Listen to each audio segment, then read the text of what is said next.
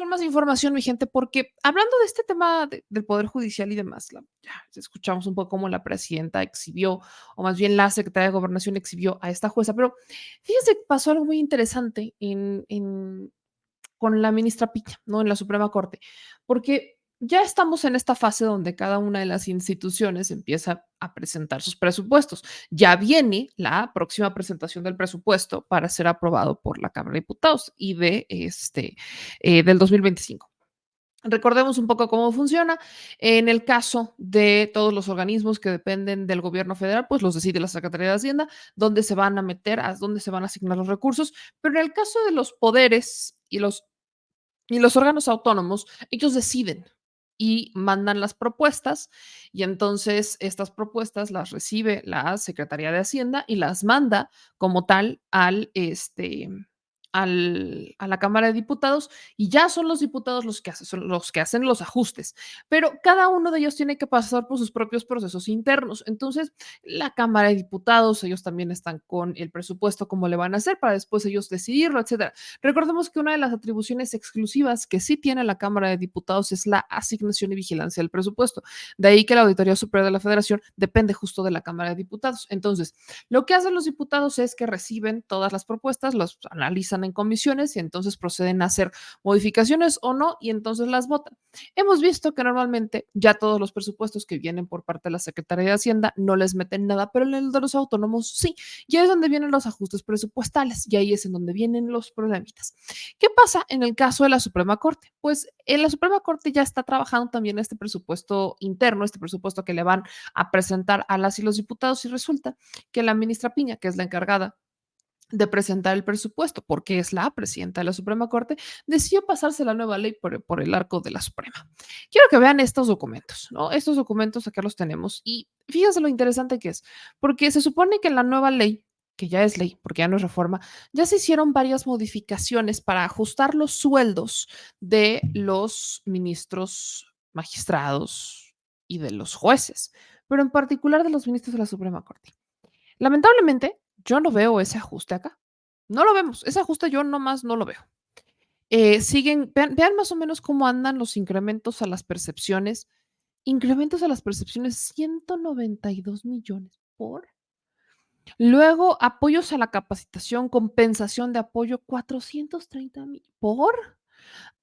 Vean, al menos las aportaciones al ISSSTE, bueno, gratificación de fin de año, 371 millones, me recargo. Sueldos base, 893 millones. Bueno, pero ¿qué estamos locos? Nada, o sea, estamos hablando del presupuesto total para que la Suprema Corte lo esté ejerciendo en el año 2025, pero es que aquí yo no veo ninguna reducción.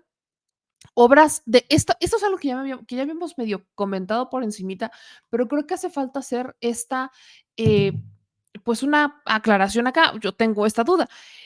Aquí hay obras de construcción para edificios.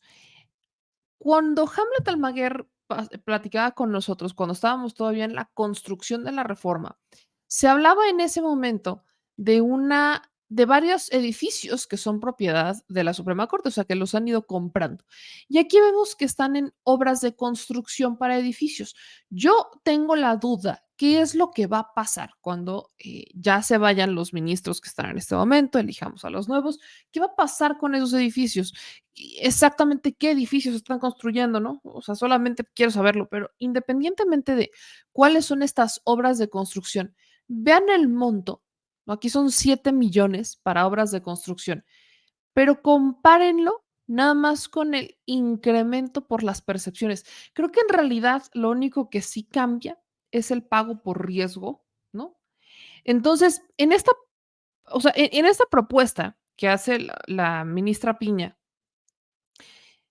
en realidad se omitió cualquier tipo de ajuste de presupuesto que ya está basado en la nueva ley judicial, que incluían, pues, estas medidas como la suspensión de fideicomisos, ajuste de los sueldos, o que recordemos que todos los sueldos se tienen que ajustar para que nadie gane más que la presidenta.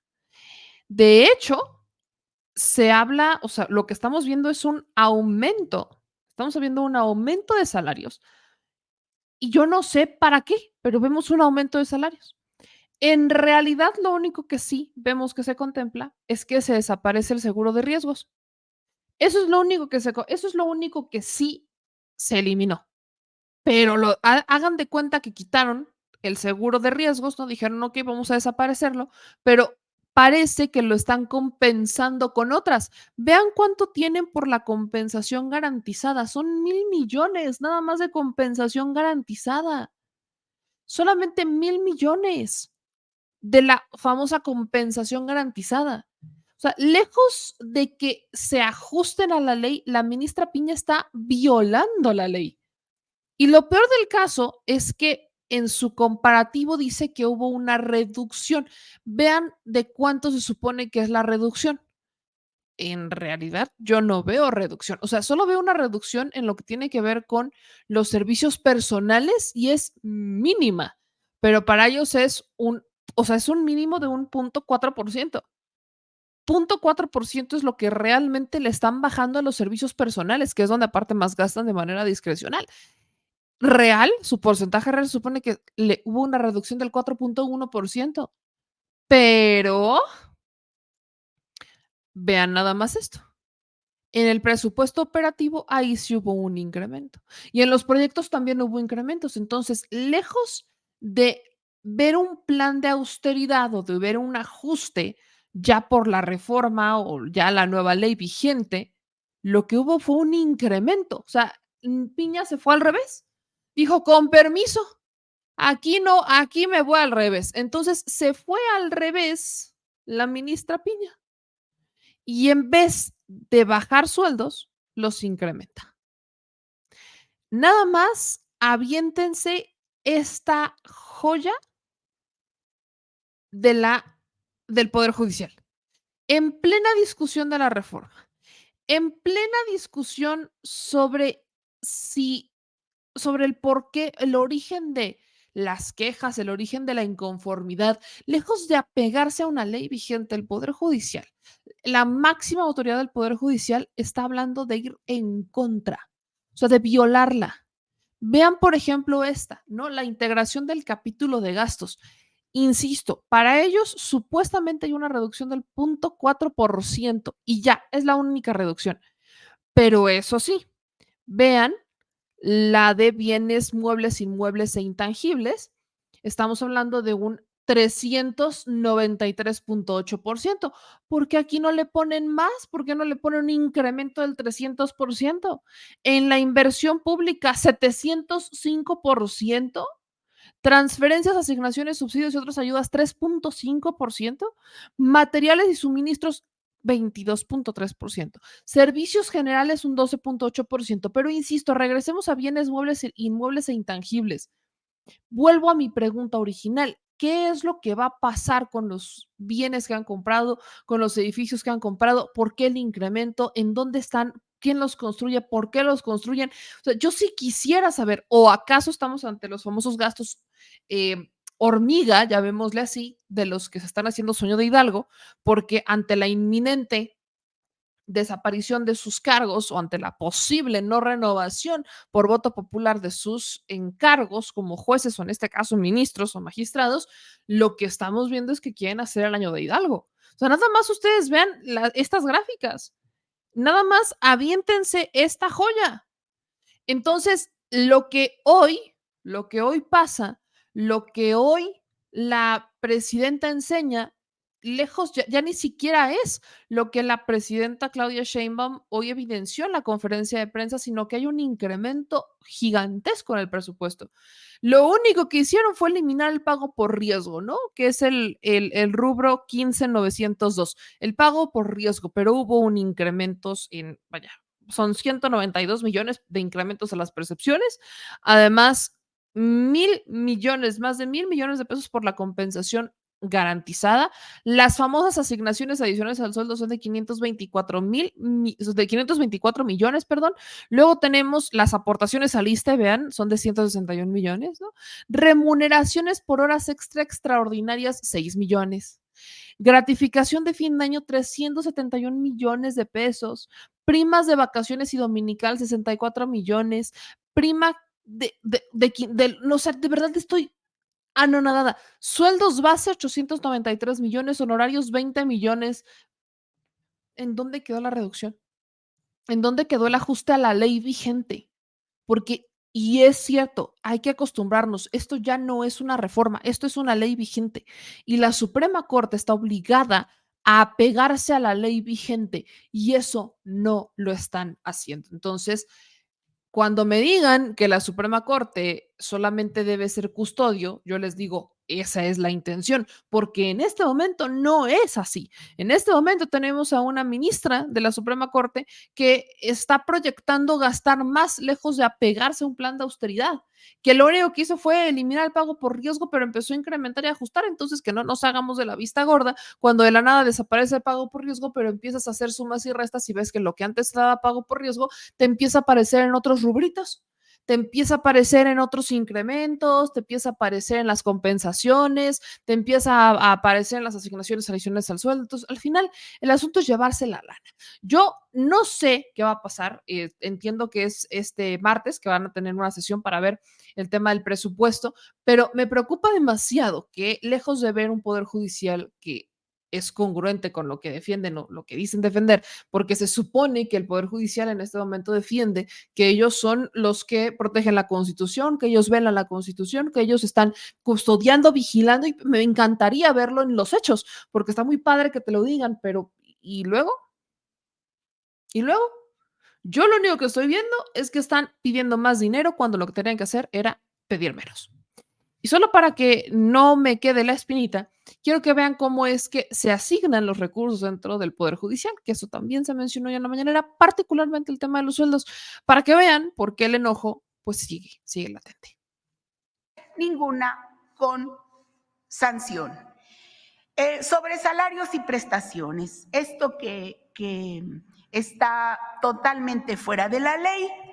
La Constitución, recordar que establece la Constitución desde la reforma al artículo 127, fracción 2 de 2019, que dice que ningún servidor público podrá recibir remuneración por el desempeño de su función, empleo, cargo o comisión mayor a la establecida para el presidente de la República en el presupuesto correspondiente. Bueno, pues el salario de los ministros contempla todo esto que está aquí y alcanza un ministro de la Corte un salario de 792,256 pesos mensuales, que contempla el sueldo base, la compensación, las previsiones de previsión social, la prima vacacional, el aguinaldo, el seguro de vida, el seguro de gastos médicos mayores, el seguro de separación individualizado, el estímulo de antigüedad, el pago por riesgo, los viáticos para restaurantes de lujo, el apoyo de gasolina y el apoyo para vehículo blindado.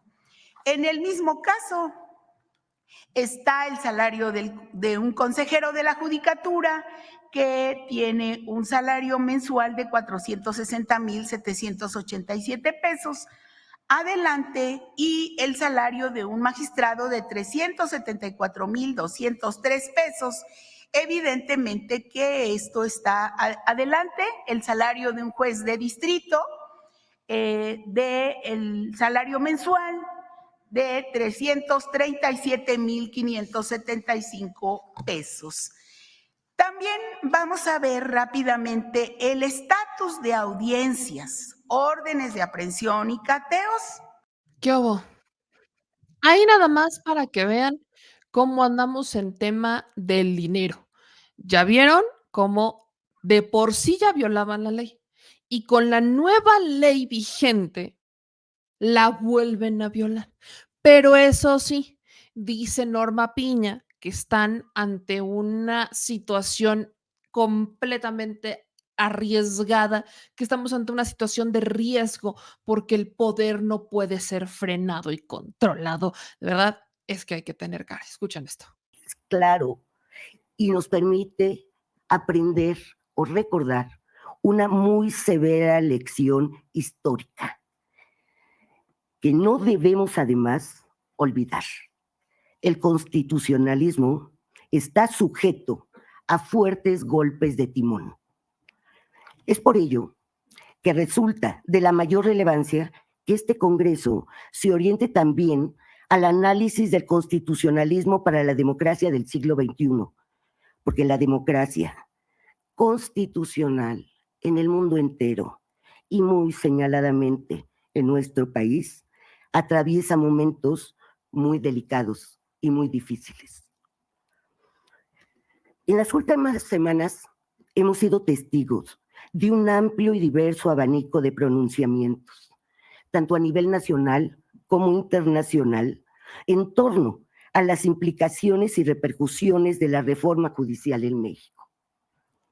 Estas voces, provenientes de distintos sectores y con diferentes perspectivas, han hecho todo lo posible por enriquecer y elevar el nivel de debate público, subrayando la trascendente necesidad de un análisis profundo sobre el impacto de la reforma en la impartición de justicia y, sobre todo, en los derechos de las personas, en la división de poderes y en la conformación misma de un Estado constitucional y democrático de derecho. Muy destacadamente, la Asociación Nacional de Magistrados de Circuito y Jueces de Circuito y Jueces de Distrito del Poder Judicial de la Federación nos ha llamado la atención de la comunidad nacional e internacional, señalando que, cito, los mexicanos están perdiendo su derecho a una justicia imparcial y el respeto a sus derechos humanos está en riesgo.